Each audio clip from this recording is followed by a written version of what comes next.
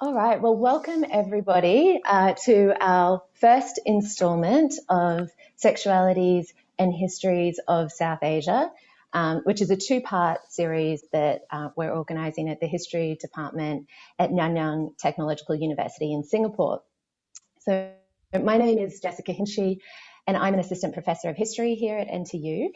Although I'm chairing today, my colleague Tapsi Matha is actually the person who sort of put in most of the work for this seminar and also actually plans and organises all of our seminars in history at NTU. So thank you so much for all the hard work that you did for today and in general.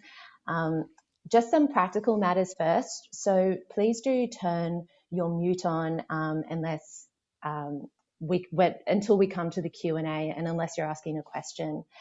We will have time for Q&A, so please feel free to enter some questions into the chat or send them to me directly if you'd like while the panelists are speaking. It would also be lovely if you would like to appear on screen to ask your questions, so you can just message in the chat that you'd like to ask a question and let me know that you'd like to appear on video. In this series, we're going to be thinking about what it means to write histories of sexuality in South Asia. So do histories of South Asia call for a rethinking of our concepts, most of all the category of of sexuality itself, though maybe also history? Can histories of South Asia open up new questions for historians of sexuality working on other regions?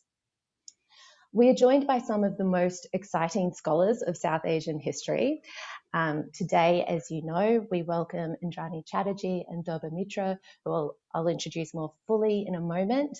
And in March, we will also be hearing from Charu Gupta and Ishita Pandey. So we've asked all of our speakers to respond to the question, how does your work invite us to think about sexuality in South Asian history? Our first speaker is Professor Indrani Chatterjee, who is Professor of History at the University of Texas at Austin. Indrani's research has forged new paths in the history of slavery, households, families, monastic lineages, and most recently, women's wealth and governing practices. She's published several superbly argued and also meticulously researched books, including her monographs Gender, Slavery and Law in Colonial India, which came out with Oxford University Press in 2002, and Forgotten Friends, Monks, Marriages and Memories of Northeast India, which came out in 2013, as well as really important edited collections on family history and the history of slavery in South Asia. Indrani really has a habit of publishing paradigm-shifting research, and this is certainly true of her work on sexuality. In 2012, she published an important article in Journal of Asian Studies titled When Sexuality Floated Free of Histories of South Asia, in which she put the very concept of sexuality into question. Today, she's going to be presenting a paper titled Whose Sexuality? The Peregrinations of a Question Through Historical Archives. Our second speaker is Durba Mitra, who is an assistant professor of studies of women, gender and sexuality at the Radcliffe Institution at Harvard University. Durba's book, Indian Sex Life, Sexuality and the Colonial Origins of Modern Social Thought, which came out with Princeton University Press in 2020, demonstrates how ideas of deviant female sexuality became foundational to modern social thought.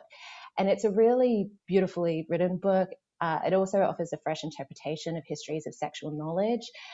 And you can also find her work in Gender and History, Science, History and Technology, GLQ, and also a number of other journals. Today, she's going to be presenting a paper titled Sexuality as Speculation in South Asian History.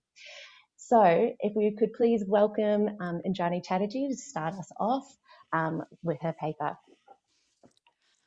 Thank you, Jess. Thank you, Tapsi. And greetings for a very healthy 2021 to all of you.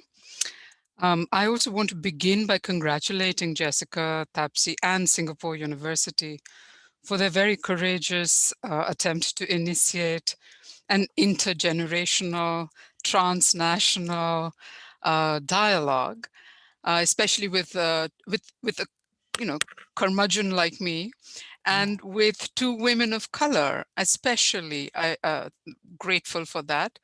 I want to thank Tapsi for that also very beautiful and symbolically appropriate poster that she made of women assembled together and looking out over the horizon somewhere, I imagine, just like us. So with that, I want to also say that, when Jessica and Tapsi asked me to outline the ways in which my research encourages further thought about sexuality history in South Asia, my initial response was to say that it did not. And there were three reasons for it. I was a child of, post-colonial India. I was very aware of family planning campaigns from childhood. At the age of 6, I turned to my father and asked him if he used Nirod. That's how aware I was of population and fertility issues. And it's true that I was aware of sexuality as the site of a kind of Cold War right from 1950s, 60s onwards, in which I think the issues of economics and economic resources and politics had all converged on the issue of control of women's bodies and wombs and family planning. So that was one context which had made me very, very aware that sexuality was loaded. Second, I was, as an adult, I came to my consciousness as a feminist with the Mathura rape case. Many of you may, in fact, know about this particular case, which involved a domestic worker called Mathura who had a lover uh, who was the brother of her employer, Ashok, and her own brother one night found her missing from the home and went and lodged a police case of her having been disappeared or kidnapped. And then the police sent for her, and the employer and the employer's brother all brought Mathura to the police station where there was an account of custodial rape. And when Mathura protested, eventually the matter came to court, Supreme Court.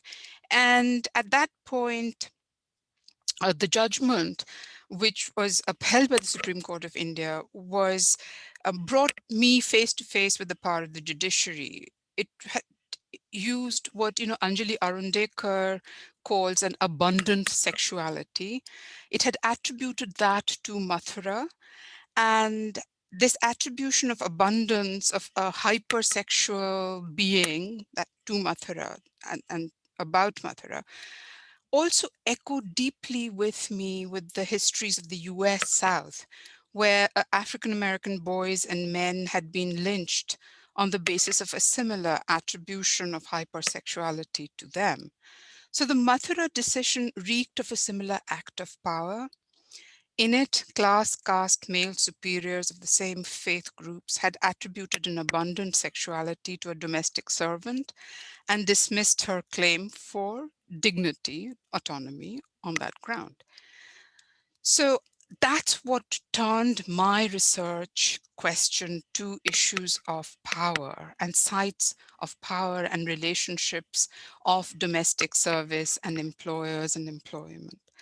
And in the course of my research at JNU and CHS, which I'm very grateful for, I had found evidence of Bengali-speaking Hindu nationalists and incipient liberal feminists of that 1920s and 30s era who had also represented poor Muslim peasant male tenants as hypersexual threats to Hindu women's purity. What was more, these native actors had used the British Penal Code of 1861 to persecute male Muslim peasant households in Bengal. and thereby furthering the logic of an Islamophobic Hindutva nationalism that I didn't quite understand at that time in the 1980s, but which I subsequently understood had been a precursor of the kind of movements of love jihad that we found in the 21st century.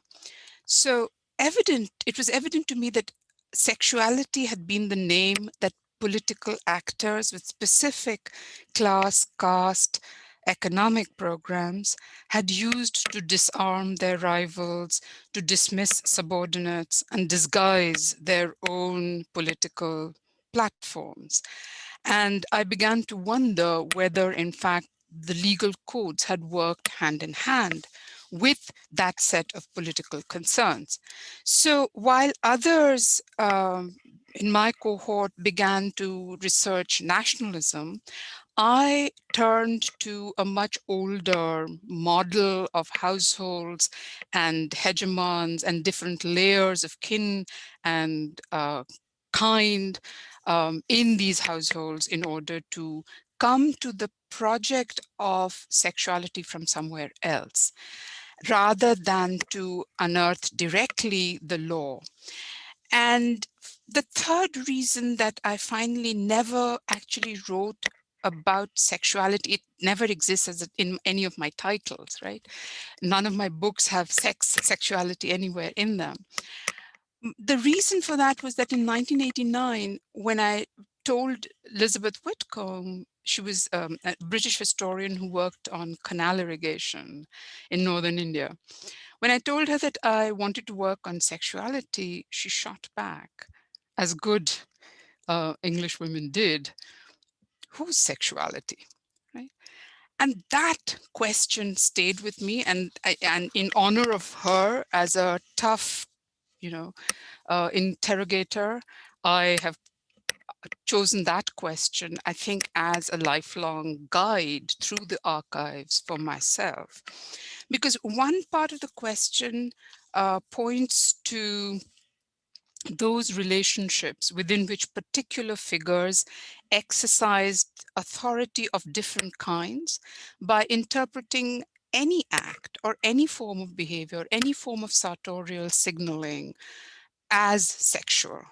So whether that authority was that of a Vatsyayan writing for an urban male householder, or that of a monastic teacher of the 11th century, or even that of a lay merchant of the 17th century, or a British official in the 18th, the 19th century, or a Unani Hakim writing in the 19th or early 20th century, the act of interpreting something as sexual or as asexual is an act of authority.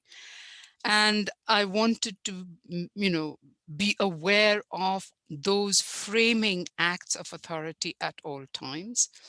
And the second direction of that question, whose sexuality, pointed to, in fact, those religious caste, classed, and gendered bodies, actors, enmeshed in various relationships, and thereby implicated and perhaps even unevenly framed within that interpretative act, calling it sexual or otherwise.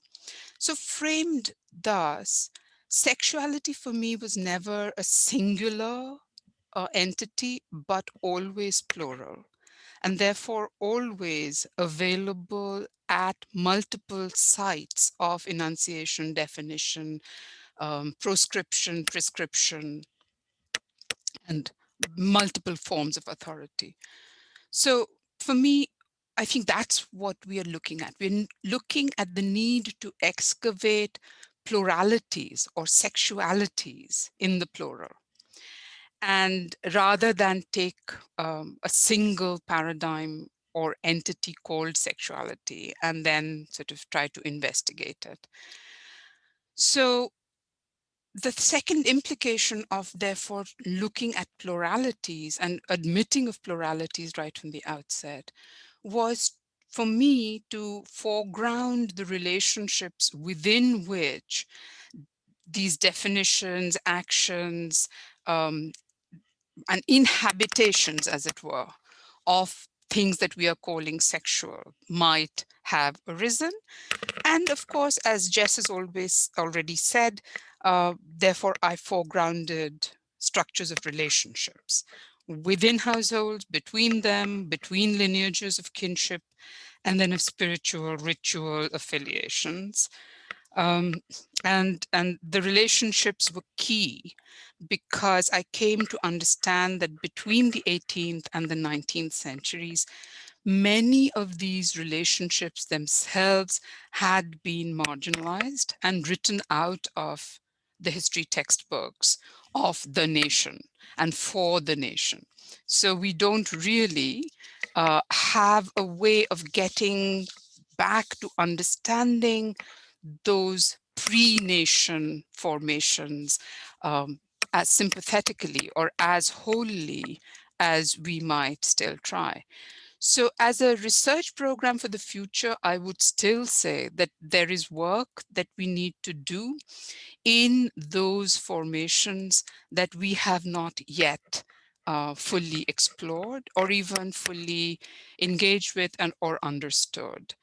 And what in fact is getting in the way of our doing so is the very notion that there is a 19th century sort of way of defining sexuality and what is correct and what is not. Let me give you two examples from my own research to illustrate my case. One was when I began to read the Persian autobiography of this freedman, a memoir written by Miskeen. And I made the typical mistake of everyone who'd grown up on liberal feminism to look for the desiring subject in the author. I grant you it was a mistake, but this is what I learned.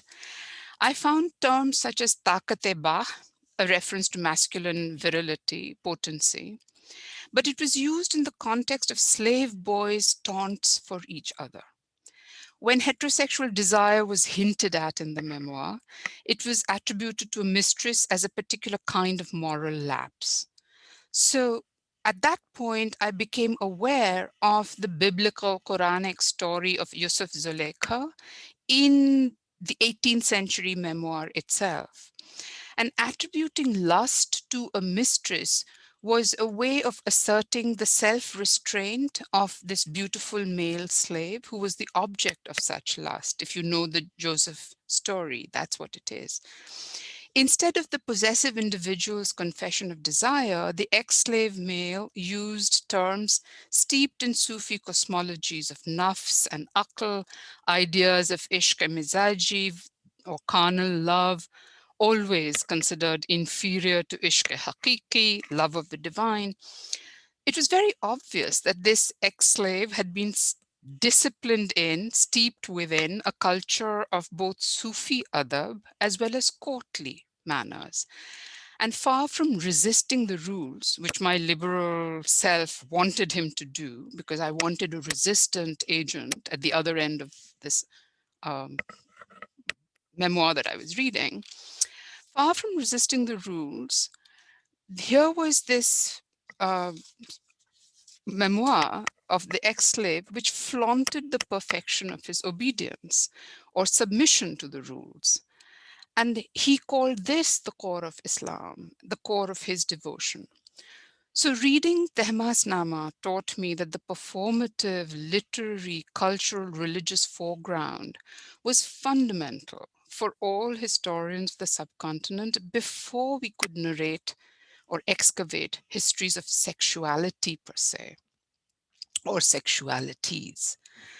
And to this day, I believe that this foreground remains critical, that what we have not always distanced ourselves efficiently or sufficiently from the present in order to be able to think ourselves through into that epistemic or even ontological universe of actors in the past.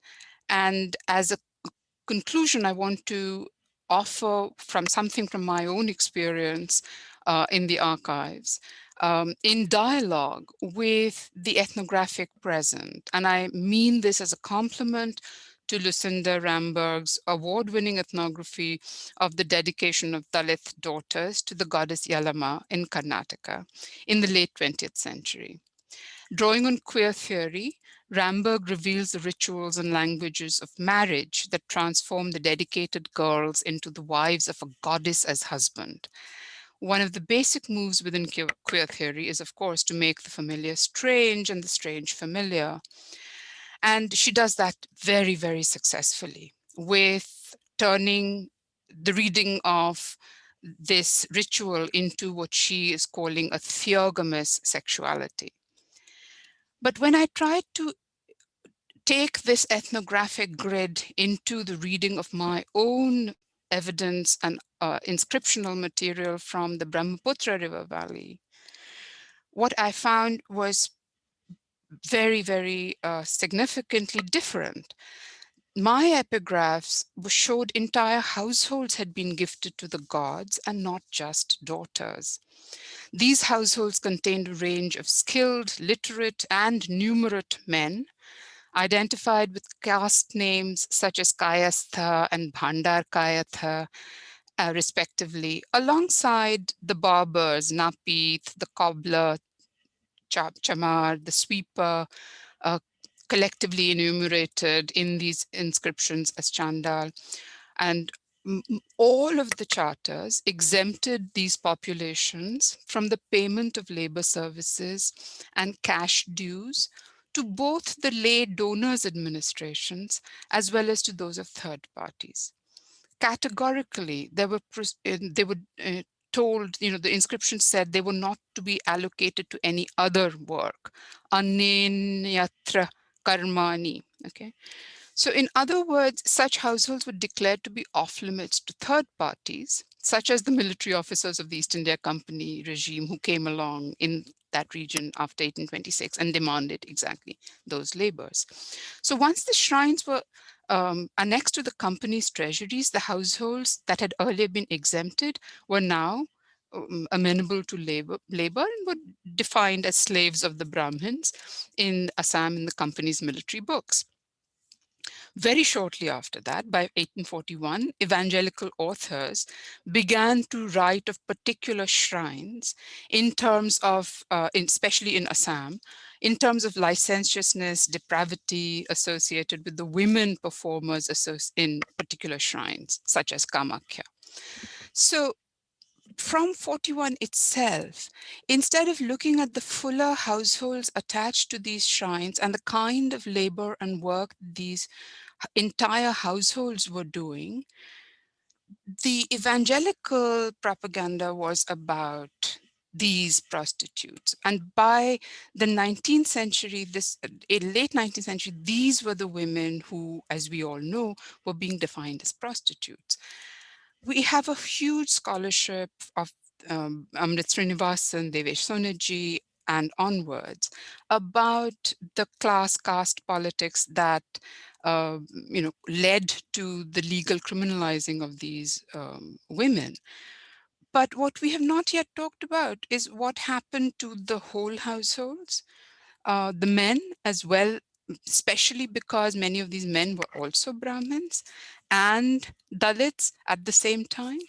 And what happened to the legal personality of the deity identified as the Lord of the Shrine? What we need to therefore now do is remember Preeti Ramamurthy's ethnographic work on farming households, entire households, where the children do what she calls floral sex work on a particular variety of cotton seed. And I gestured to Preeti's work as a way of showing us a potential for rethinking the models of work we have inherited and taking the arguments around sexualities towards what I think is a much bigger project of household-based labor and a non-industrial context.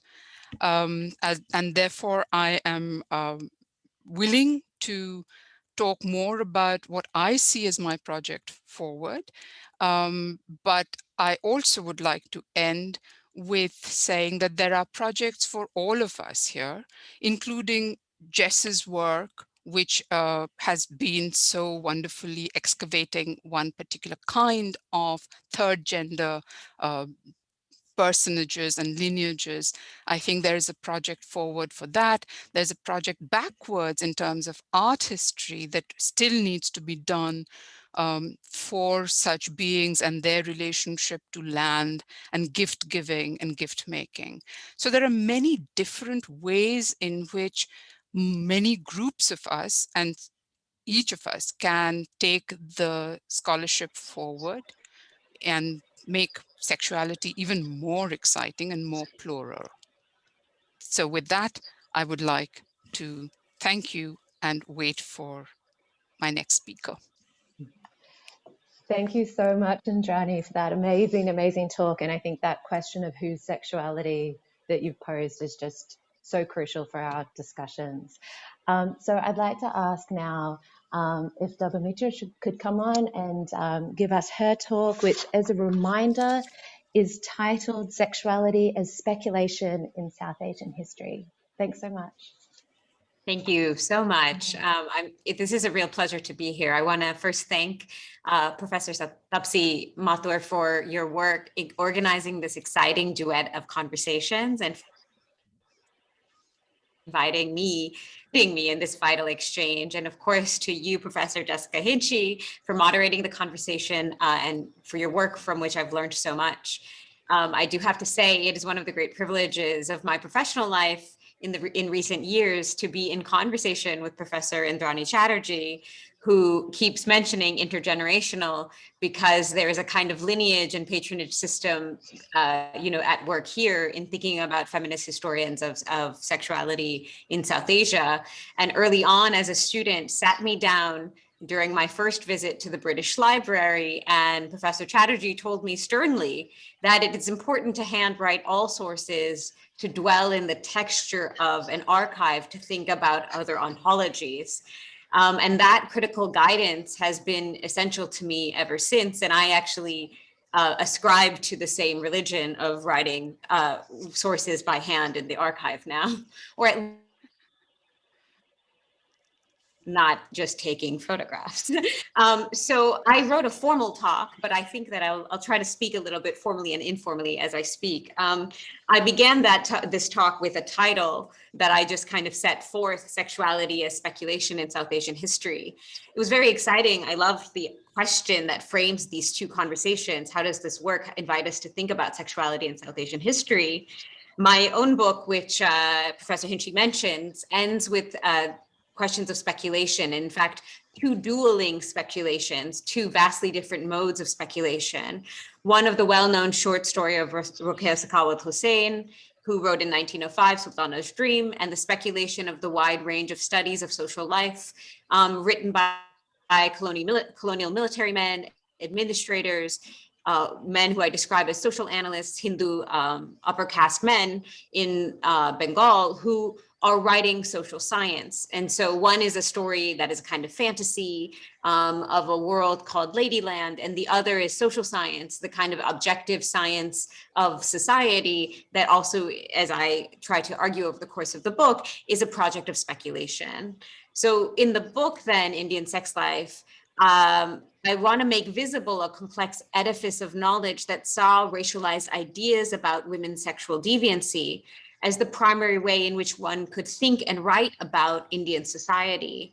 And this is in the 19th and then early 20th century, often through the concept of the prostitute. So in some ways, what Professor Chatterjee was describing of that moment epistemologically, where the woman, a household is left out of the way that we imagine a space, and women who are in sacral sites are simply ascribed to be the prostitute. That's in some ways, I'm interested in that the social scientific project of ascription. The book advances a critical posture that foregrounds sexuality in the modern study of society. It is a hermeneutical approach that animates how I think we should think about the question of sexuality in South Asian histories. That is a critical practice of reading of that asks what the histories of South Asia, or what histories of South Asia can be told when we center the emergence of sexuality in the history of social science and modern social theory.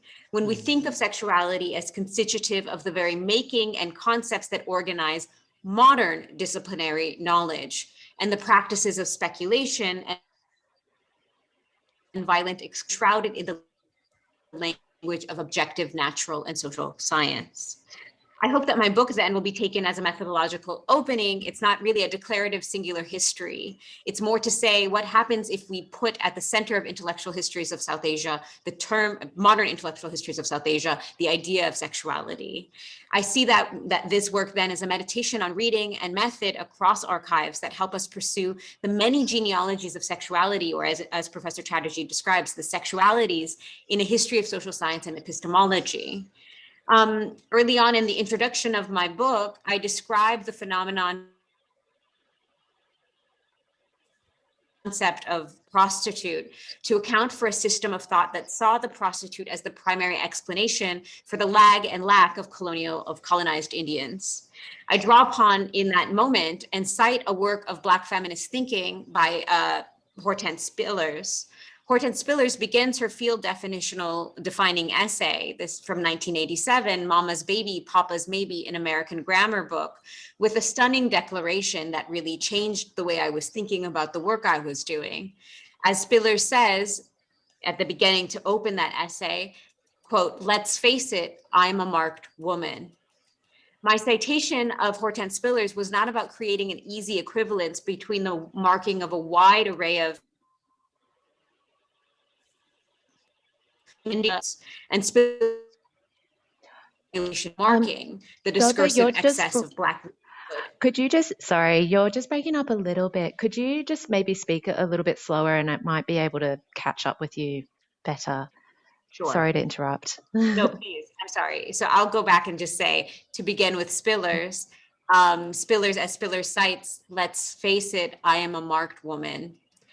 And my citation of Spillers was not to create equivalence between the marking of a wide array of Indian women as prostitutes and Spillers' own interest in the formulation of marking, that is the discursive excess of Black womanhood in the afterlives of enslavement and the violent histories of gendering therein.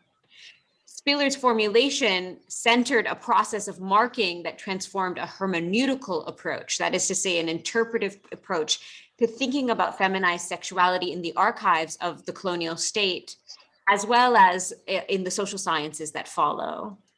My wonderment and disorientation at Hortense Spillers' imperative, her temporal marking of what she calls the, quote, "locus of confounded identities," made me lose my footing in the best kind of way.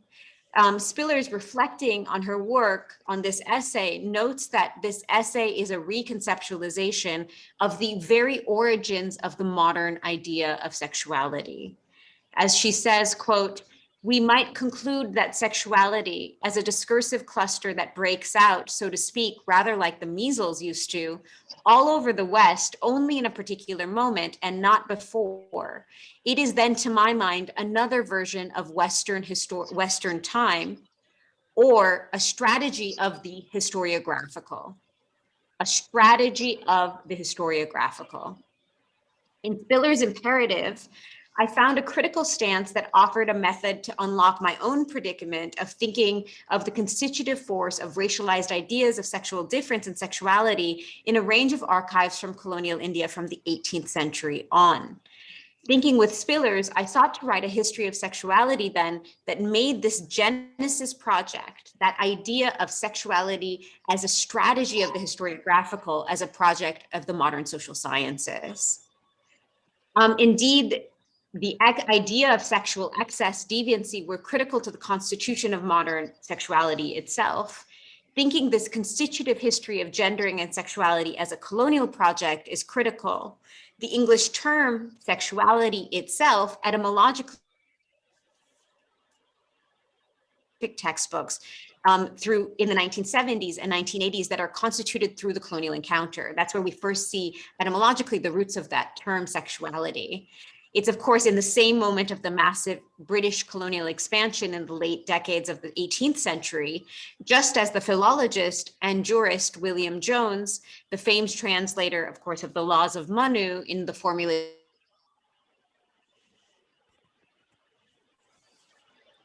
project. Currently, with the invention of the term sexuality, in his 76 poem, The Hindu Wife, William Jones invents a Linnaean taxonomical term in Latin to classify Indian women, taking from botanical textbooks that use the word sexuality as the principle of sexual difference and mating between the flora and fauna to comprehend the colonized Indian woman.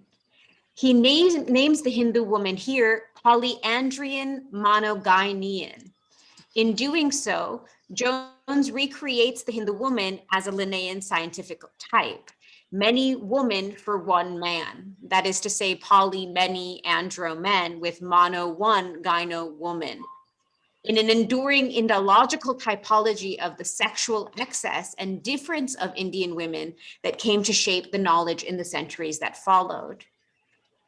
So as a scholar who has been in these questions, then I see my work building on contributing to a long genealogy of feminist critical thinking of people like Professor Chatterjee, like Professor Arundhakar, in anti-colonial South Asian, anti-colonial Black and women of color feminist traditions that recognize the foundational place of racialized womanhood and the lag of feminized sexuality in the modern. In other words, on sexuality and South Asian history, I see my work as a long-term project that documents how ideas of sexual deviancy function as a strategy of the historiographical, to use Spiller's generative phrase. Feminized Sexuality is a project about speculating lost pasts and patriarchal futures. In a forthcoming essay then that will be out in a few weeks, I kind of push forward on the work that I did in my book of thinking of the originary myths of civilizational difference, of the formerly enslaved, of colonized peoples, of the objectified, who sought to measure and contest racial inferiority through the devastating accounts of feminized sexuality. Much anti-colonial and post-colonial social science in India in the 20th century, primarily written by an empowered class of elite upper caste sexual deviancy as the threat to a new liberated post-colonial society. These men's social science claimed Hindu patriarchy as the site of objective evolutionary progress, and in doing so, naturalized Brahminical power, caste domination, and anti-Muslim ideologies through the language of social science. Indeed, a major argument that I try to make through the book and the work going forward is thinking through the language of caste and how it is the language of caste and how upper caste supremacy and anti-Muslim violence has been couched in a language of social science until today. In other words, the social science of sexuality became both a way to obfuscate the political questions at the heart of Hindu upper caste supremacy and a way to explain the natural and evolutionary scientific reasoning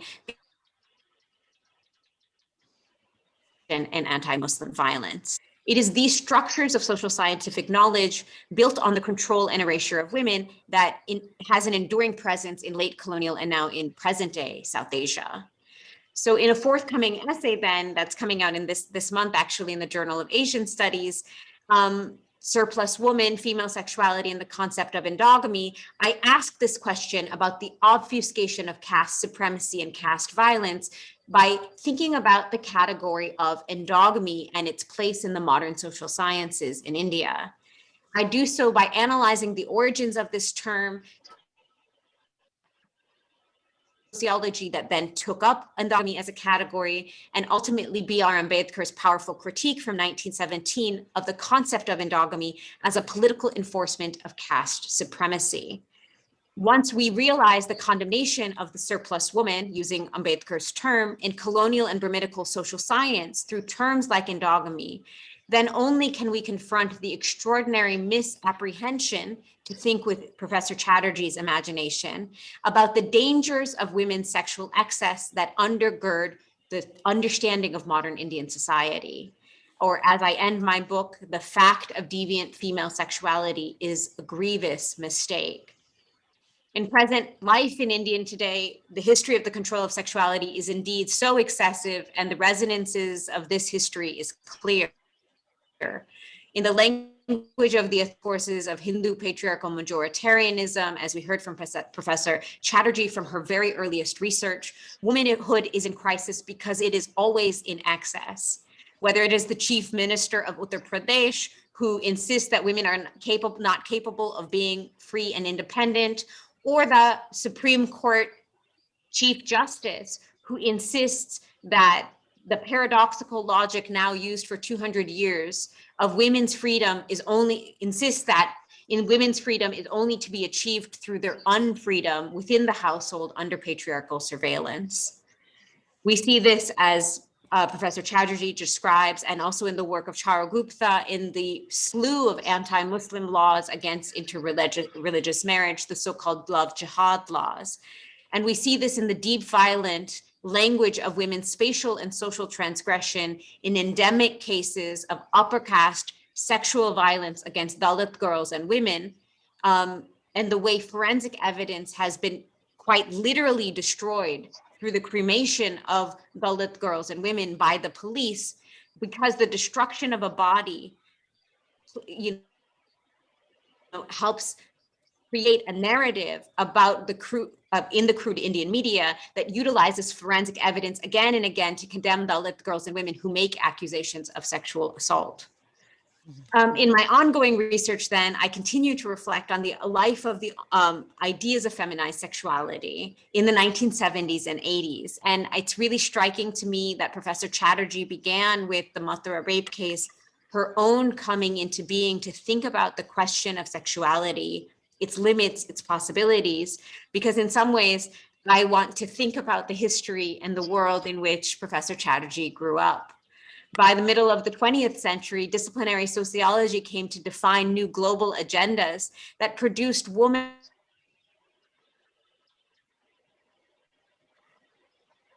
translated to policy, into law, into economics. The civilizational ethnology of the 19th century, what we would call the woman's question from the 19th century in colonial India, became the status of women in the study of womanhood in the development studies of the Third World.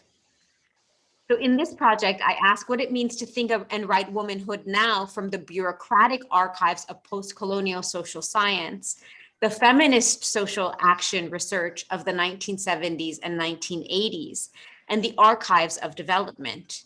These archives are in their essence excessive, in graphs, in charts, in the social scientific quantification of womanhood, different, in my view, from the plenitude and abundance brilliantly theorized by Professor Anjali Arundhakar in her forthcoming book, which thinks about abundance in histories of sexuality outside of bureaucratic excess and their truth claims. Yet we know that the formal, often state-sponsored social science of womanhood in terms of is perhaps the most overwhelming archive in thinking about the history of womanhood, of the history of women, gender, and development in the last 50 years. The texts of post-colonial social science purport to tell the whole story of women in the developing world, but often produce exclusionary and deeply reductive visions of these normative ideas of womanhood. There are, of course, thousands, if not millions, of pages on the status of women, on ratios and indices, right? That language of the sex in the sex ratio, of the demography of social life. In thinking through these social scientific claims, I consider the challenge of what Michelle Murphy has described as the economization of life, to ask, how can feminist humanists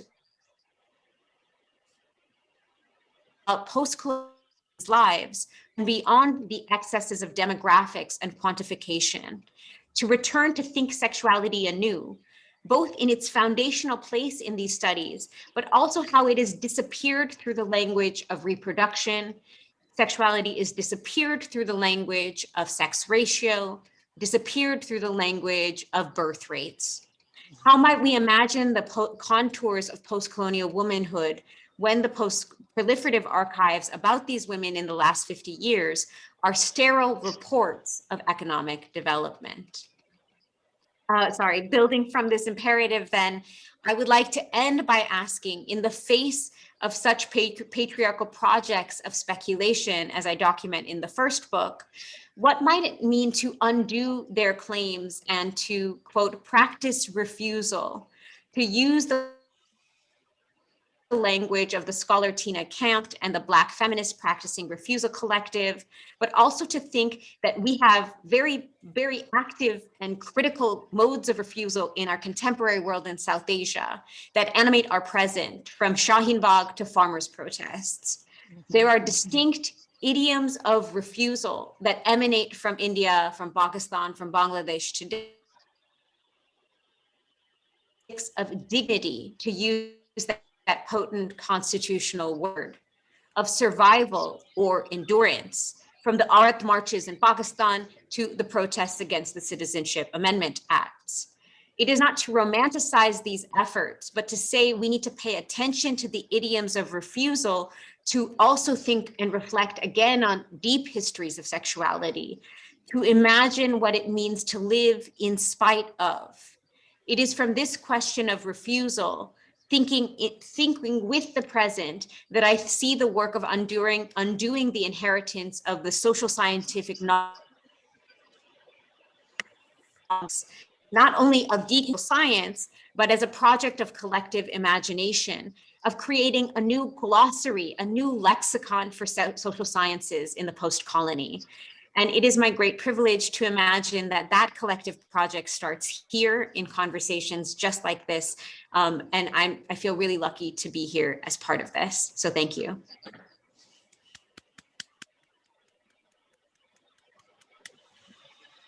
Thank you so much for that amazing talk, Durba. And I think that final point that you ended on about undoing, the inheritance of the social sciences and the post-colony and the ways that that inheritance has been so wrapped up with sexuality is really a crucial point. So thank you so much. We've got a few questions that are already coming in. So I'm going to start off with Anjali Arundeka, as she has a question for both of the speakers. So do you mind turning on your microphone? Yes. Thank you, Jessica. It's so wonderful to learn from two comrades who I have sort of been working with and thinking with for so long, Indrani and Durba, but I learn something new every time. But because I have done that, I'm going to both cede to your knowledge and also push back a little bit. And so my questions are, for each, but I think they converge a little bit. So the first question is for Indrani, and I think, Indrani, you and I have talked about this, and I think the work that you do to make the category of sexuality capacious in the past in a way that cannot be confined to the identitarian forms of today, queer or otherwise, is one I share and applaud. But my question to you is, can that capaciousness extend to the present as well? Right? Because I think that's been something that I see less of. I see, and I think particularly in the discipline of history, right? There is, and I'm a faux historian, so I'm allowed to say whatever I want about history. But, so I feel like the kind of engagement with is an excavation of a past that offers this resplendent capaciousness that you have talked about, but it does not necessarily extend to the present. And I say this because there's a definite cleavage between historians who work on queer issues, qua queer, right?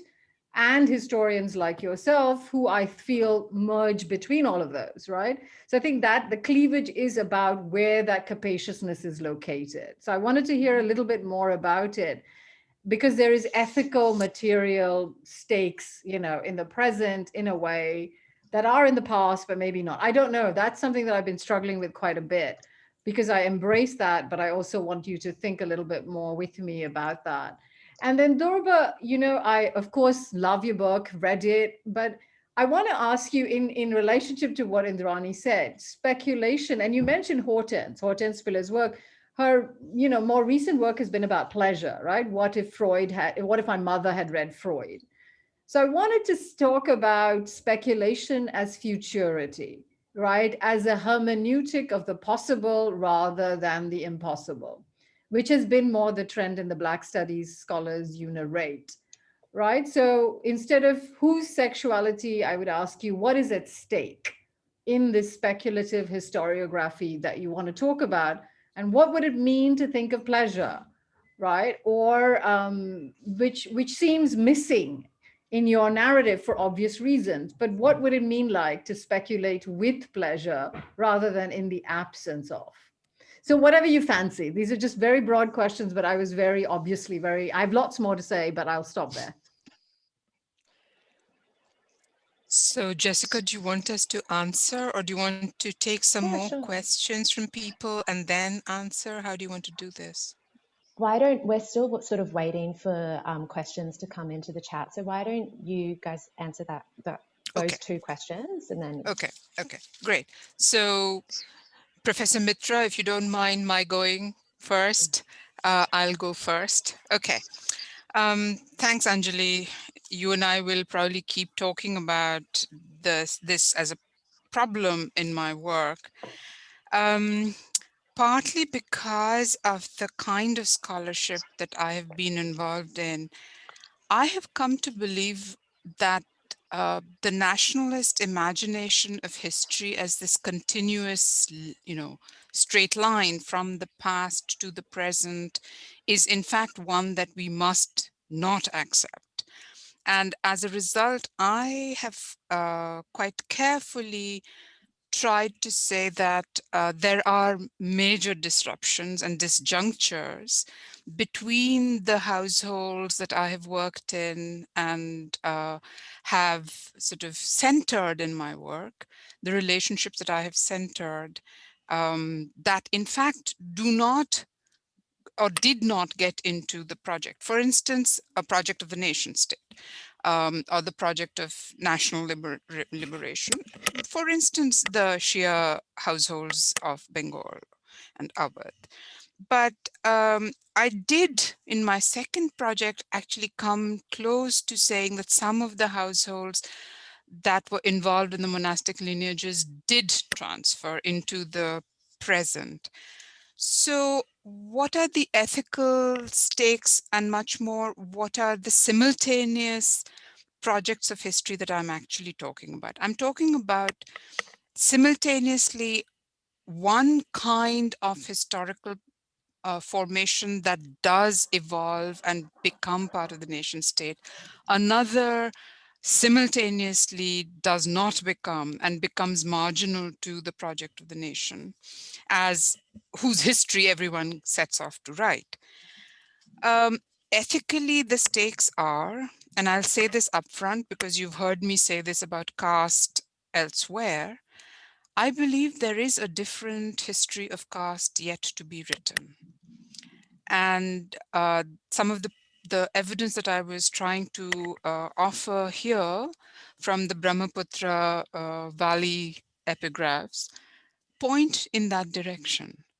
That if you have to, in fact, think about caste, race, gender formations as part of the histories of sexualities that you want to talk about, then we have to talk about, oblate divisions within each caste. So there is a temple Dalit and a non-temple Dalit. There is a temple Brahmin and there's a non-temple Brahmin. And that set of splits within each of these so-called caste formations is not something that we have fully explored where histories of sexuality are concerned. And I would like more of us to think in and capaciously along those lines as well.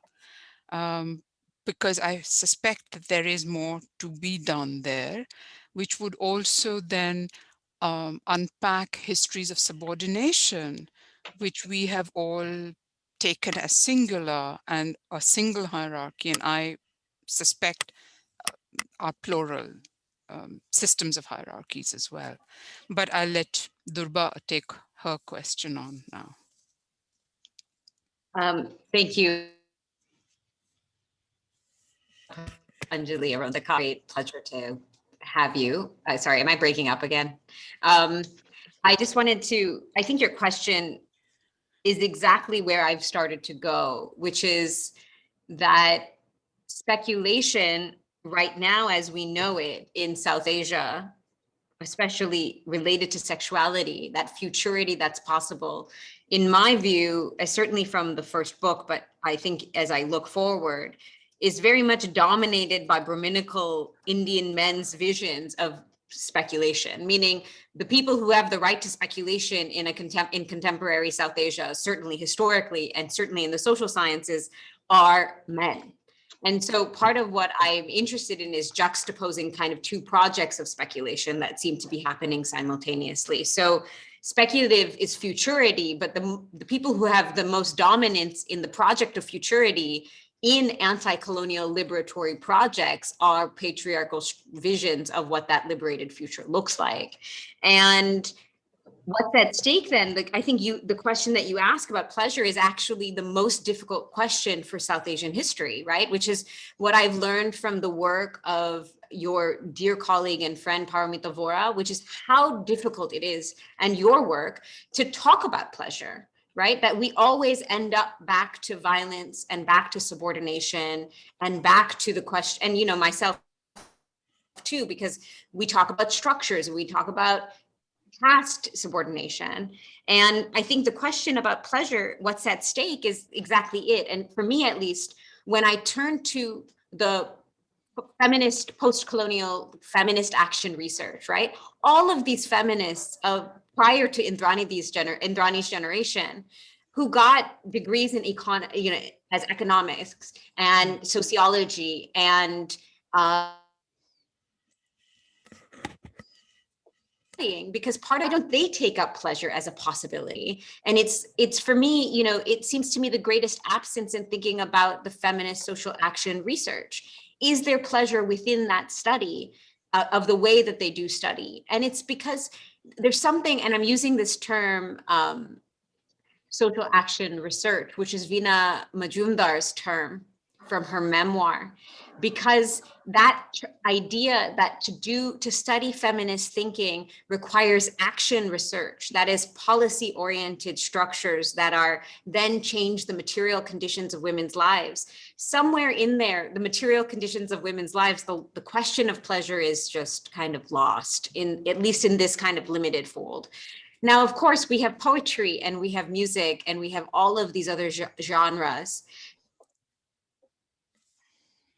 It's not to say, why is it that this proliferative archives becomes a dominant mode through which we think womanhood, or why is this womanhood so proliferative in its documentation? And some of that is, for me, that I think we need to think very seriously just about the history of social science. I'm trained as a historian of science. That's the priority for me. And so it's not to say, and it's also not to juxtapose.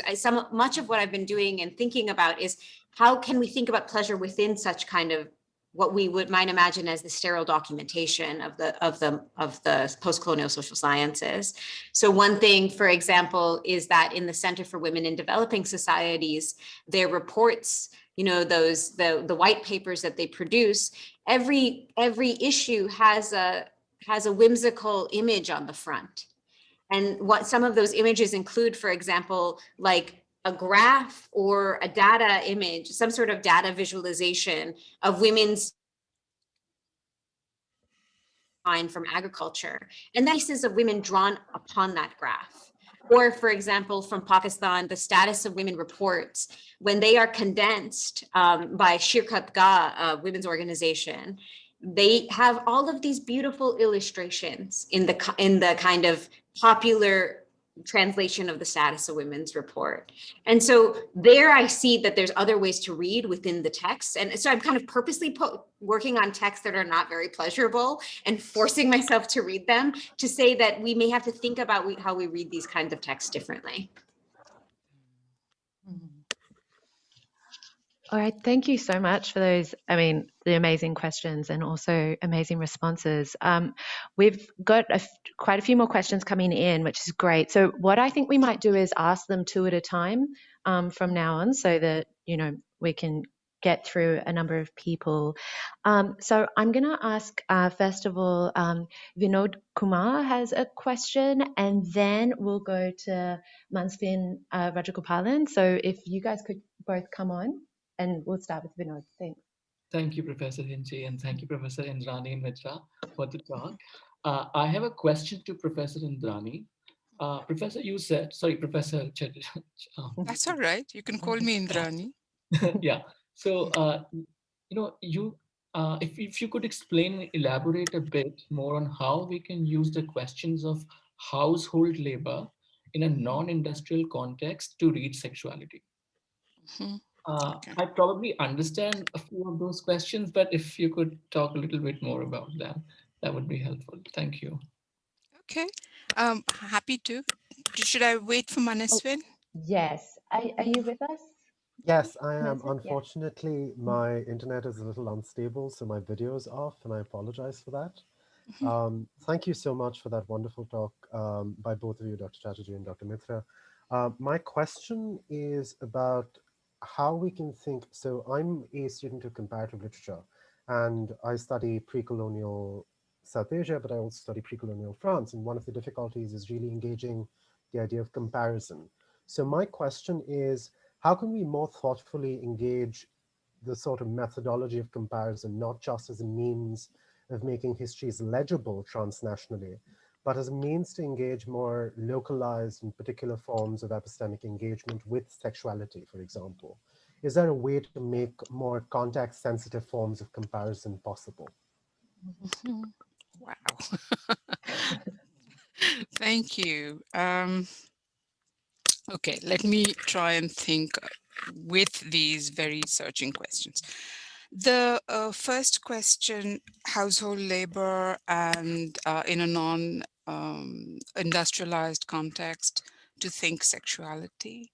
I was referring specifically to the sites of historians who have long worked on temple women, dedications of women, and haven't actually told us about the whole households of these women.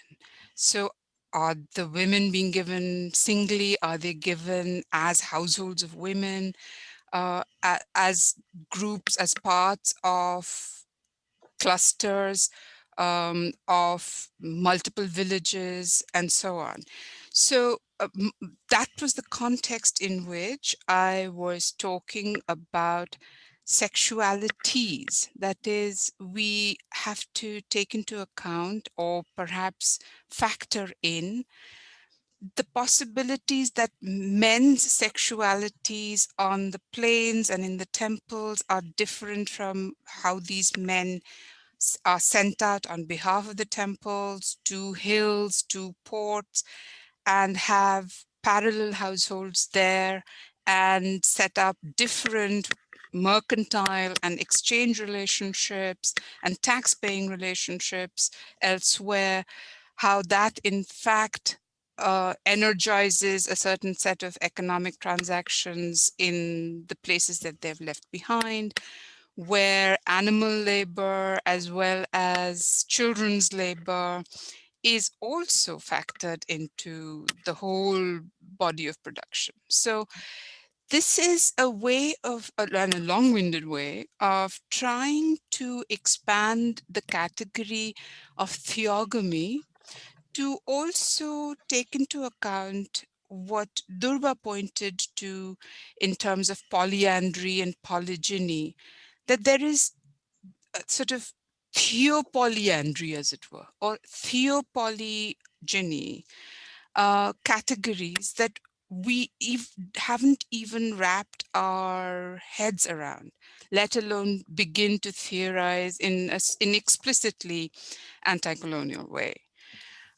Because, you know, right from the 1830s, all of these formations are being marginalized because a certain notion of a conjugal, singular, domesticated household is the only one that is going to be accepted as normal.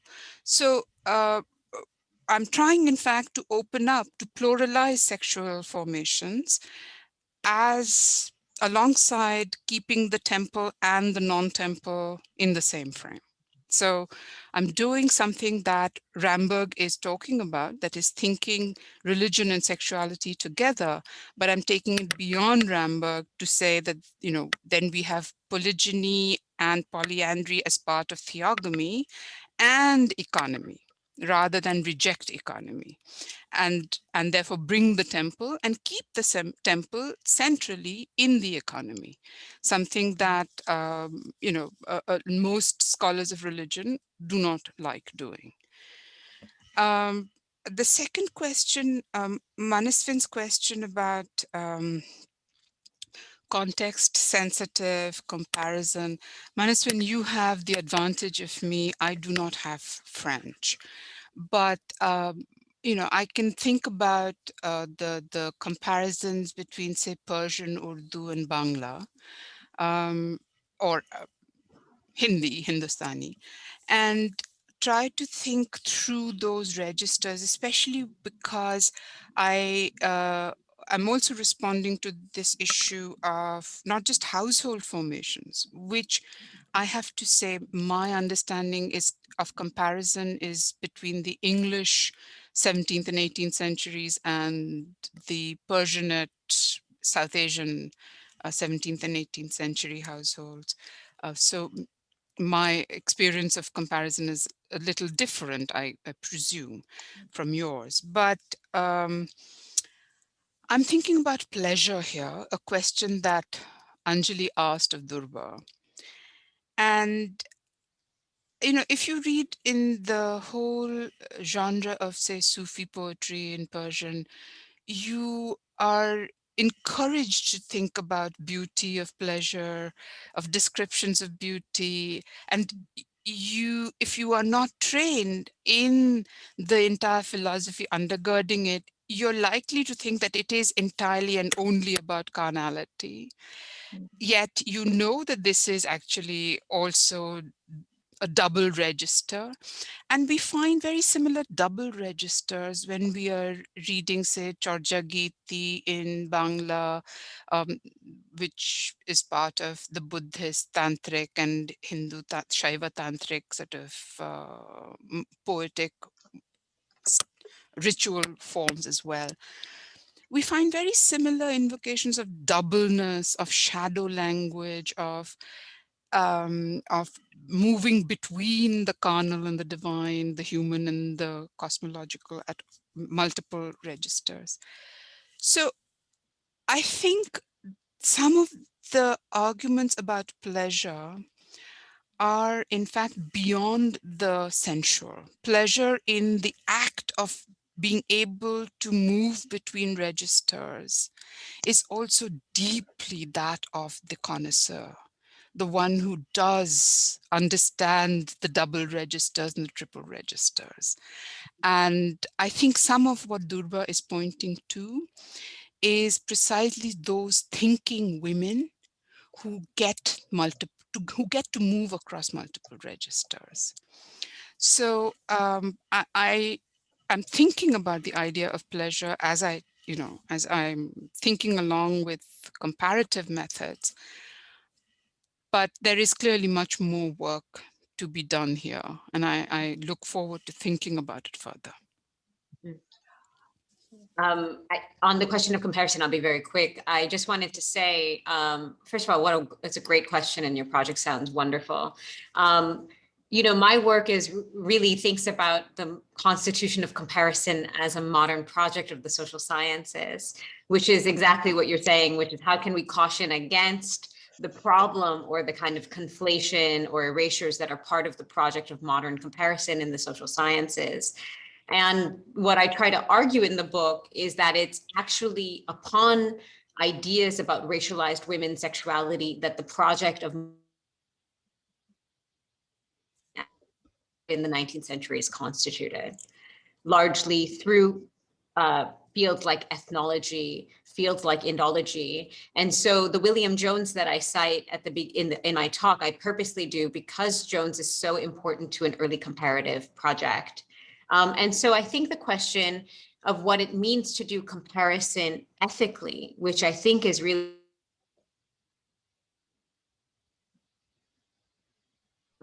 Am I frozen?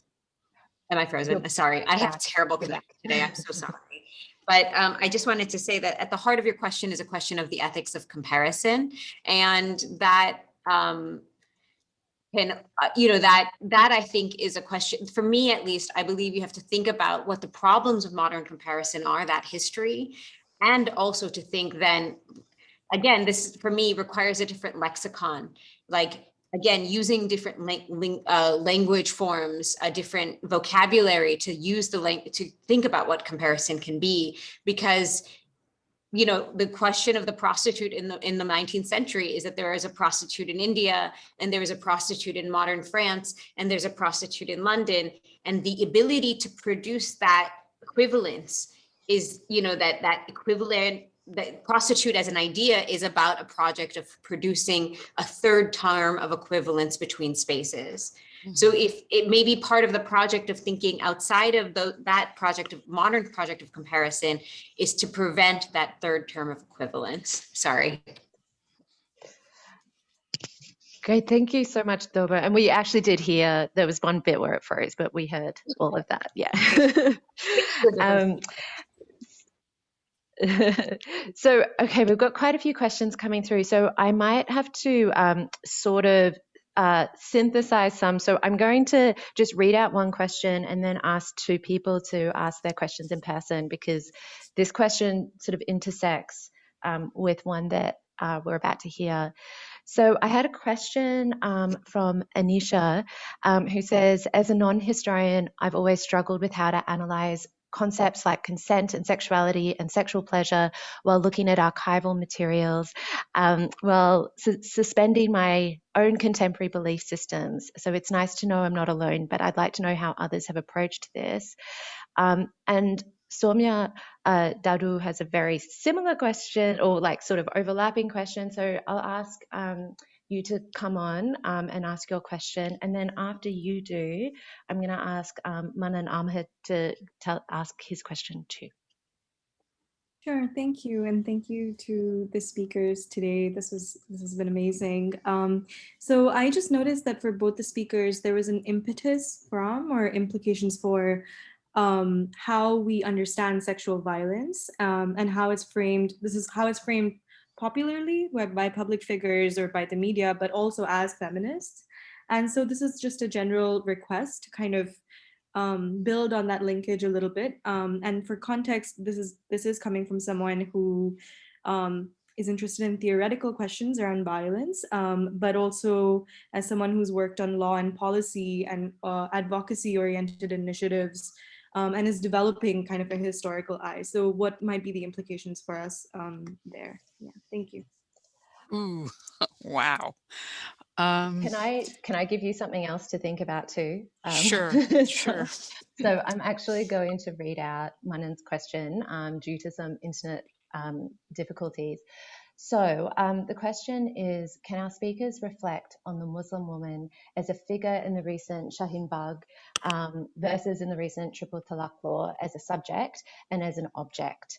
How do they see the historiography of histories of Muslim women and gender and sexuality from the 80s taking shape now or for future research?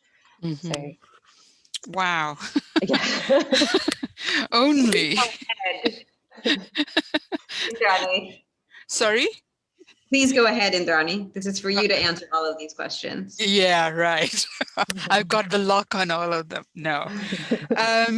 Look, These are all extremely important questions, and these were precisely the contexts which made many of us become historians, right? So, of course, the issue of consent, the issue of sexuality that Anisha raises out or beyond the contemporary was precisely what made us into what made me into a historian. And yet I did not want to put sexuality in any of my titles of my books, because one recognized that very early on, not only was there this Cold War issue of, control of Indian population and the population bomb and such like by Cold War politics, and I won't go into that, but the issue of we had grown up. It's almost by osmosis that we were told that Indian men were horrible about sex, and all that could happen was rape, and therefore there was no tenderness to be expected in public spheres and such like, which is what all of us as young people traveling on DTC buses, etc., had to deal with, learn about consent laws and the lack, there's a whole campaign, legal campaign around consent rising from the Mathura rape case onward. So that's informed the present, and that's what made us go and look for under what terms can we even theorize consent when, for instance, the notion of the individual giving the consent is so fragile and so invisible in historical archives. And then you begin to unpack that the notion of consent is actually being formulated as part of the liberal project in law at a particular point in English law, and then travels in under colonial guise to and through the courts. And what we don't have enough histories of is, are there histories of consent, or what are the histories of consent in, say, 17th century Mughal Gujarat or Mughal courts elsewhere, or in the Dakhin and such like. We do have some explorations of the same issue in 18th century Marathi law, in some of the work that, say, Sumit Guha has done, past and present scholarship in that journal, Rights and Claims of Law. But it has to be worked through. There isn't an actual theory of consent worked out in those records. So, Anisha, to be brief, I think there is work to be done. It's not that all scholarship is done and finished and we've closed the books. We haven't even begun to ask some of these questions in historically acute and informed and archived ways. Okay. Though many of us are now trying, I would, certainly ask you to read Julia Stephens' work on governance of Islamic law, where you get to hear very clearly the 1830s Law Commission being explicitly Islamophobic. Okay. And so that's the context in which and out of which comes the British Penal Code, the criminal legal system that is inherited, right? Till the present. That's the basic structure that's coming in. So why am I surprised that so many Hindu nationalists, are bringing cases in courts in this way and using those codes? Salmia, sexual violence, law and policy. I think I know about the project of violence, partly because all of us have had to learn it at multiple registers, and it's become now the context of much of partition historiography. But I also want to caution against making sexual violence the epicenter of all our feminist projects, because it's becoming all too readily weaponized against particular communities in a particular global as well as nationalist context. So I have been reading about governance, gender and violence and globalization, and I'm willing to talk about that off the record, as it were. There's a lot of work done there. But for South Asia, particularly for post-colonial India, I want to be careful and cautious. Precisely because now there is a pretty anonymous but pretty, untamable campaign where you can accuse anybody of sexual violence, and there is really no way of asking for evidence. There is no proof needed. All that you need to say is that you were violated or that you were threatened. And this has become really it has acquired a life of its own. And I worry about that too. I worry about where that is headed. And I worry that all of us may not, in fact, be able to intervene or ask for justice in across the board in similar ways. So I'll leave it there. And Manan's question about the history of the Muslim woman, I think people like Asia Alam and others are writing very good histories now. But in the context of Shaheen Bagh versus the triple talaq issue, I was in fact struck by Durba's comment that there has been refusal or moments or distinct idioms of refusal, and she cites Shaheen Bagh there. Shaheen Bagh had a range of positions, and the women there, in fact, one of the women who was interviewed by other journalists, women journalists, in fact, invoked the idiom of care when she was discussing her disappointment with the fact that the prime minister did not even come to hear them, did not even come to address them, did not come directly to meet them. She said, Humne, and she uses in that interview, she uses the language of parental care that we had thought he would be. He's the, Aziz, he's the leader, he would be more caring. And her voice was not that of refusal, but that of demand for care, that the government care exactly as it might as a parent. And it made me go back and look at, Ashokan inscriptions to say, where is this expectation of care coming from? And it made me go in a very different direction to the history of philosophical or political philosophy and thought and the place of care work in governance, which is something that I have long grappled with.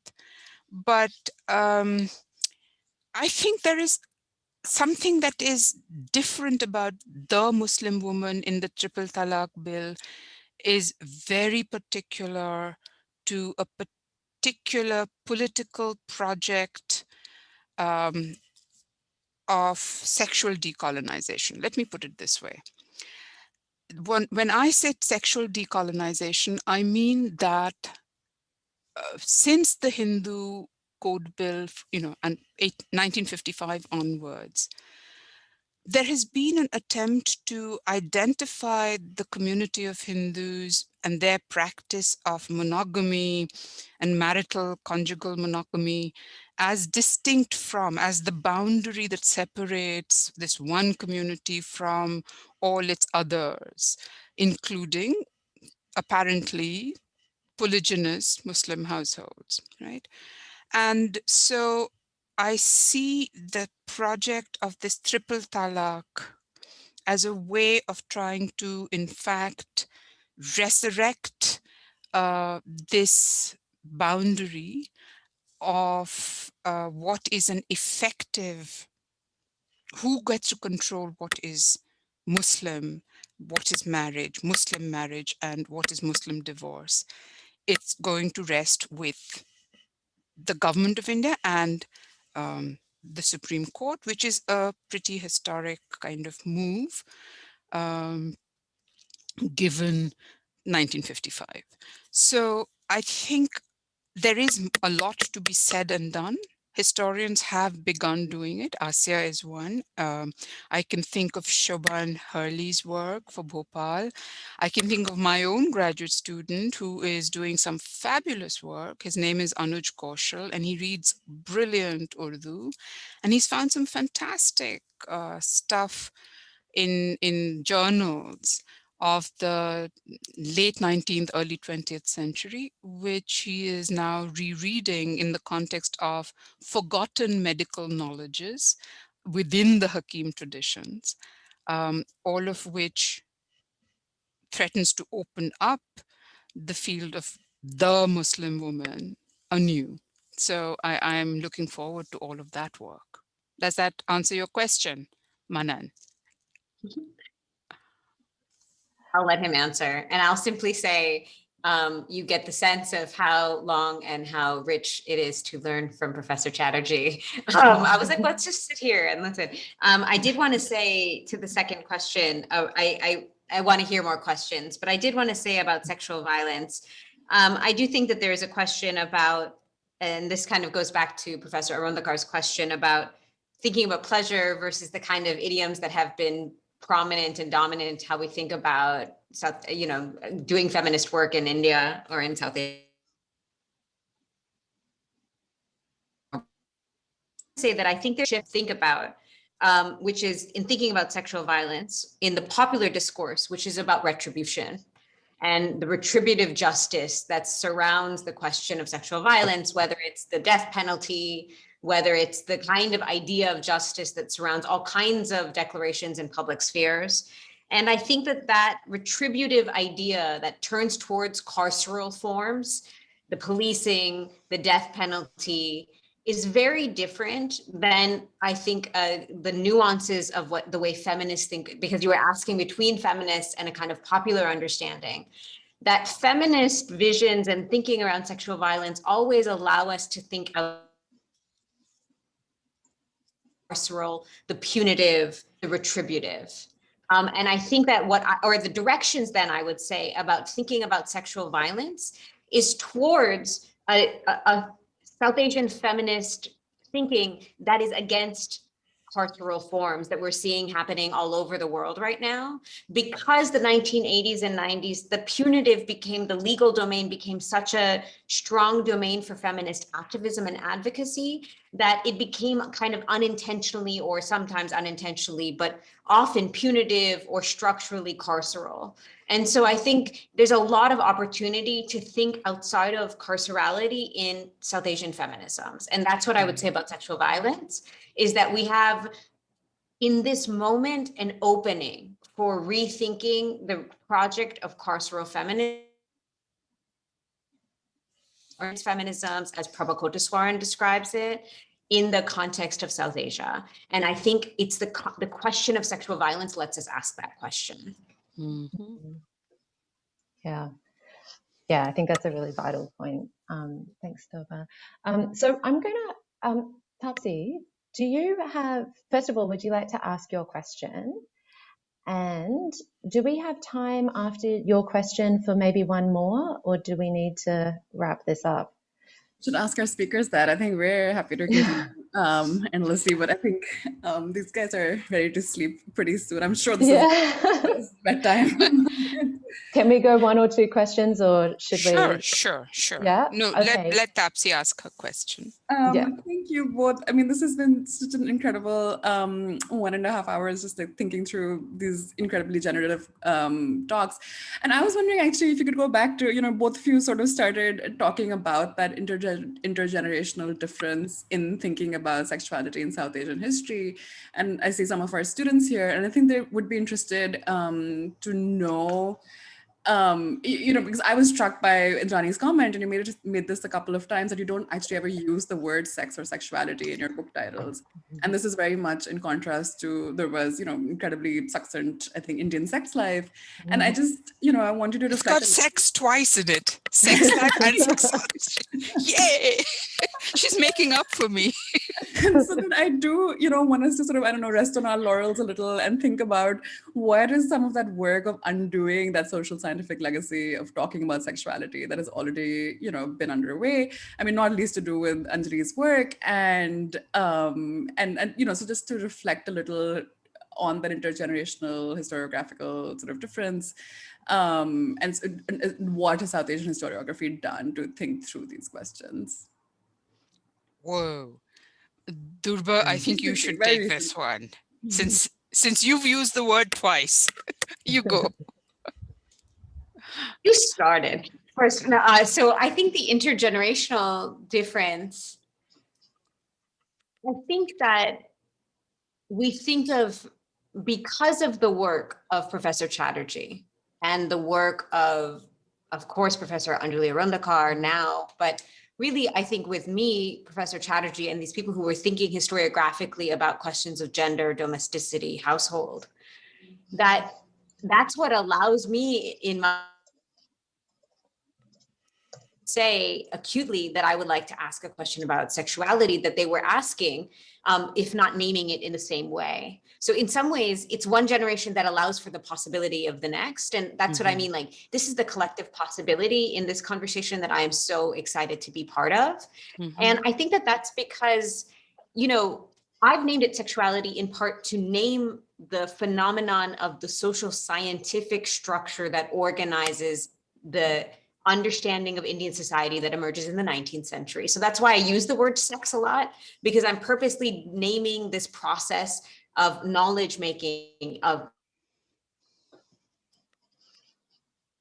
I think that also, and this gets to the pleasure question, there's more possibility of talking about sexuality now. I just think that that's a possibility. I will say that when I was doing my research, someone told me that part of the reason I was able to talk about sexuality and use the term so readily was because I'm an American. And I think that that's also true, which is that I came to name these phenomenon formations, political ideas, terminologies as sexuality, because I was an outsider observing. And that observational form, was really critical for me. But I will say one of the things that I take thinking with Black feminisms, again, is that Black feminisms has foregrounded again and again the term and the thinking about the word sexualities, the question of flesh, the question of bodies. And, again, there's a terminological innovation that's part of contemporary Black feminisms that I see happening in South Asian feminisms, like in this moment when we have these conversations, where we can think about what terms make sense for the words for the phenomenon that we're describing.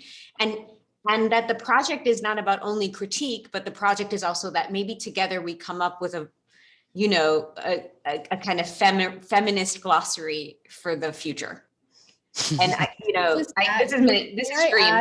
may I add one thing to Topsy's wonderful question, is because I'm curious about this as well. Queer studies people who do South Asia do not read histories of sexuality that you are describing, and historians of sexuality that you are talking about do not read queer studies. So there is that impasse as well. So the middle generation, I just wanted to point that out because Durba, your comments are very helpful for me. Sorry to interrupt. I mean, and that should be said. I think that's the other thing I would say, is that the other words, not sexuality, that come from South Asian histories, that scholars who work on sexuality in the global North in other contexts don't know that language. So, and that's the work that, Anjali has helped us understand. It's really that the kind of quarantining of South Asian studies, of area studies, has prevented the field of sexuality studies from actually engaging the multiplicities that Professor Chatterjee is actually trying to enliven. So it goes kind of both ways. Yeah, okay. So I think part of what Tapsi was asking was whether you know the refusal to put sex and sexuality into a direct title in my books was a political, unthought out, intentional aspect of my work. Absolutely it was, because I remember my press saying, put sex and we'll sell it. And I absolutely refused, because it was a feminist project in the context of India, not to put sex in something in order to sell it. And it was part of that refusal that I was trying to further as feminist project, that I would invoke and study a Muslim household and show multiple genders working through it, different modes of sexual reproduction with slave women who then were absorbed into the household, and their progeny were part of the lineages and so on. So I was trying to trying to excavate things that we were not supposed to know as historians of modern India. And therefore, I deliberately did not want to use something that was off the modern in daily parlance, right? And I think that's a terrible price. I shouldn't have paid it. I should have stuck with sex and put it there and sold that book, but I didn't. And who knows what may be made of it 10 years from now. It may just completely be unavailable. A lot of people didn't actually read that book. So yeah, so that's also something to be said. I would say, first of all, none of us sell that many books because we're academics of sort. I do think that there was my title, Indian Sex Life, was given to me by a colleague, but it's actually the title of many, many, many books from the 1920s, which is why I called my book Indian Sex Life. There is Indian Sex Life and Prostitution, the history of ancient Indian sex life. I was actually playing on a genre that I study in the book. And that kind of, what was interesting for me was when I published the book, which is just now in 2020, I got pushback from the Indian press related to the title, and I got pushback related to the cover of the book. And one of the things on the cover was they wouldn't put an image from my press, both the American press and then the Indian side of it. They didn't want to put an image of the feminine form on the cover. There's so there's this ink blot image. It's beautiful, and it's not even, it's abstract. It's the female form, but they wouldn't put it on the cover. So I think also some of it is the moment, right? So in 2020, when you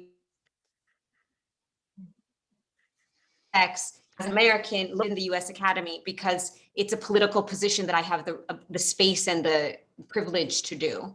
And exactly what you said, Professor Chatterjee, to move away from the overdetermined imagination of sexuality, you used household and kinship and slavery for a place that no one thought the word slavery would ever exist, so those things, I think it's all about the moment when it, you write the thing. And I think they both, I'm glad the word sex is not in there, because all of us said slavery. Oh my God. Okay. Well, so we've got 6 questions that are in the chat, which I don't think we'll be able to get to. But for the people who haven't had their question asked yet, I will definitely be passing them on to the speakers. And would you like to have any more questions, Indrani and Durba, or are you time to go to bed? I do force people to stay. Sorry. Indrani is here for it. Yeah, of course. Okay. All right. Yeah. So Okay, I'm just going to choose two of these. Okay, I'm going to choose one question that seems to overlap with some of the other questions.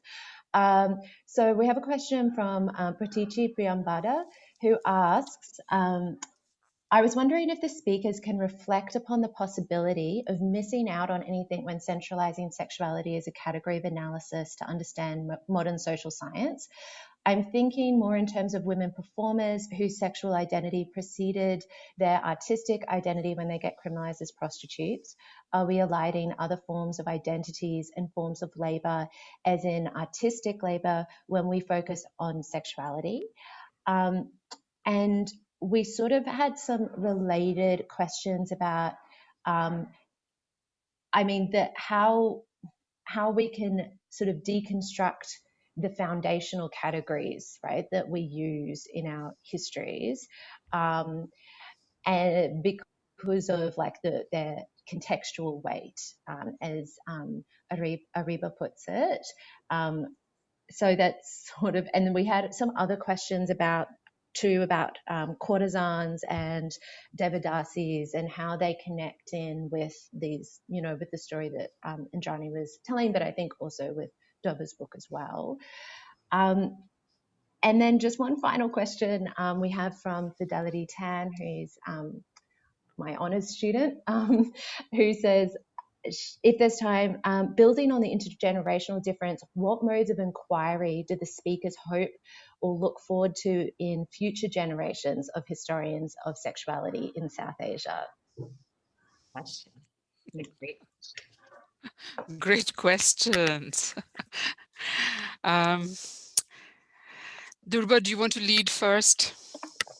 Oh, I can. I Go shall. ahead. And I'll Go do ahead. it. Go ahead.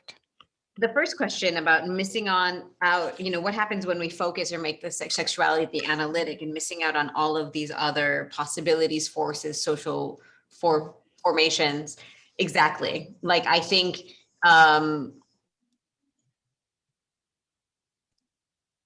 right, part of my work is criticizing sexuality because it excludes the study of sexuality as a social science, as social scientific object in the 19th century onward, produces the exclusion and erasure of all of these other social forms. So I trace the exclusion and erasure, but I think, and then in that sense, my work is in some ways in conversation, but complementary to what Professor Chatterjee is trying to think, which is the ontologies and these other life worlds and possibilities. I don't want to speak for Professor Chatterjee, but Sure. Sure. So I think the question of, do you miss out when you focus on sexuality? Certainly, but I think the question is, what is possible, picture that tells us the truth of what this moment was? Part of what I would argue is that sexuality is so hyper-represented, particularly from the 19th century, that it's not easy to just swerve around, if that makes sense, that one has to think about the ethical and social implications of why someone was called a prostitute or otherwise, and what erasures are not able to be found after the fact, is what I would say. And then the other question about what modes of futures, what would I want the future historians to do? I can think about a bajillion questions, and one of to get at the intergenerational things that I think about is someone like Professor Chatterjee, someone like Professor Rundekar. There were multiple generations of feminist scholars, feminist historians who had a cohort of feminist historians to think with, although often lived in isolation in their disciplines, right? So they had one literature friend and one, but it's a lonely experience, but there was a cohort of feminist thinking. And one of the things that's been hard, I think is hard, is that in my generations, if you look at the US Academy particularly, but not only, the people who got institutionalized to grant PhDs to PhD students were primarily men, and the types of projects that were patronized were not on gender and sexuality primarily. And so what that has led to is, I think, a loss in a certain generation that is now revitalizing, I think, in a new generation of PhD students who are asking again questions about sexuality, building on work like Professor Chatterjee's and Professor Amdakar's and others, and Ishita Pandey's work, amazing work, which we're going to hear about next. But, you know, so for me, it's lonely in some ways. And so I think what I want for the future, there is so much possibility. And I think that that's what both resonates with what Professor Chatterjee is describing, what I describing. The hard part is that 70s and 80s, there's so little written on post-colonial history in general that I am like at a loss. And as a colonial historian, feel very, very, very inexperienced in doing. So I see a generation now of a new generation of PhD students who are working on the post-colonial, and I love that.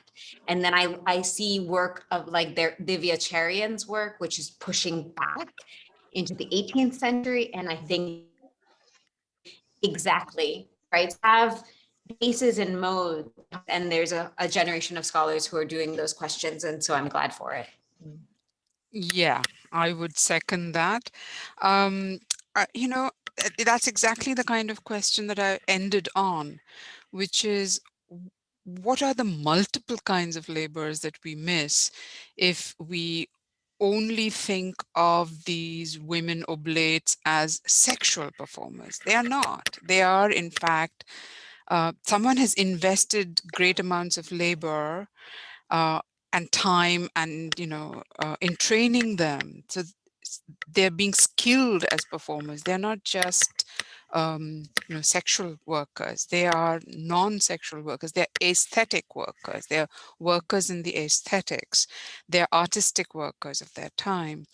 So, so the question that we then have to ask ourselves is, what exactly is going on in terms of the value of the work that they produce? And why is that being devalued? You know, why is that not called work anymore? Why is it naturalized as sex or as love or whatever else we, you know, the 19th century folks called it, or prostitution? So it's really about the history of liberalism written back into, and therefore having to be excavated anew in terms of the 19th century. And unfortunately, I do not think that it is very easy to overcome two particular imprints of liberal law in our current modality. One is, and we'll have to struggle together to do this, and I've been struggling for a long time there. One is the absolute sort of elevation of individual freedom, and thus all sources and kinds of attachments that are hierarchical and imply different kinds of submissions, including in prayer or including to human regimes and disciplines and tax collectors. All of those models of attachment become sites of unease, historical unease and feminist unease. And I think we need some scholarship, some real, you know, some real work in pre-colonial epistemologies and ontologies in order to do scholarship of the pre-colonial without the burden of the present and of the liberated and liberal present, okay? Because that's what is really at stake here. That's the chasm between the archives as they exist and the historian born in this post-colonial neoliberal world trying to reach that particular set of archives and excavate. It's not anything else. And so, you know, we have to do some work on the post-colonial and retooling ourselves, as it were, relearning those epistemes in order to be able to read those texts and rewrite those histories. And so we might in fact find that sexuality may come to us from different directions. Sexualities may come to us from different directions. And I would also like, therefore, to, suggest that there may be many different possibilities, not just in the post-colonial context. I think of Anya Lumba's exploration of revolutionary desires, the experiments of testing out sexual lives and experiences and futures that she talks about quite with some degree of tenderness for the people she interviewed. I think there is work along those lines that can still be done, but we also need work in material culture. We need work such as why did, say, Basant Ali Khan, my, Khwaja Sarai in Murshidabad in 1830s, why did he go and set up Gol Koti, which is a Shia Imambara in which no one knows about? What happened to the Waqfs? What happened? So there are all these other related questions. I can think of so many more that I would love historians of the future to take up and run with, and use all their ingenuity and their determination to find the evidence and make something of it. So does that, I hope, answer some questions? I think that's a fantastic note on which to conclude this as well. And Indrani, one thing that you've written that keeps coming back to me all the time is when you wrote about the dead weight of the present in the history of the family in that edited collection of yours. And I think, that dead weight of the present, and particularly the present that has been especially shaped by this late 19th century moment that we've been, talking about is something that I think whether it's thinking about the post-colonial in deeper ways or it's moving this back in time further, and is something that I think a lot about. So thank you so much for joining us today. This has been just such an amazing event and I've learnt so much, and I'm definitely going to re-listen to the recording so I can absorb it again. We're going to have for our second installment Charu Gupta and Ishita Pandey, as has been mentioned, so please do join us for that. But if you could join me in clapping or making noise or whatever you can do to thank our amazing speakers today. Thank you. Thank you. Thank you. Yay. Thank you, guys. Thank you. And thank you for all the questions too. If you asked a question we didn't get to, I'm going to email it to our speakers. Sure. Great. Thank you so much, Tapsi. Thank you so much. Thank you both. It's a pleasure. And of course, lovely to see you, Indrani. Lovely to see you. You too, Durba. Bye. Bye. Bye, everybody.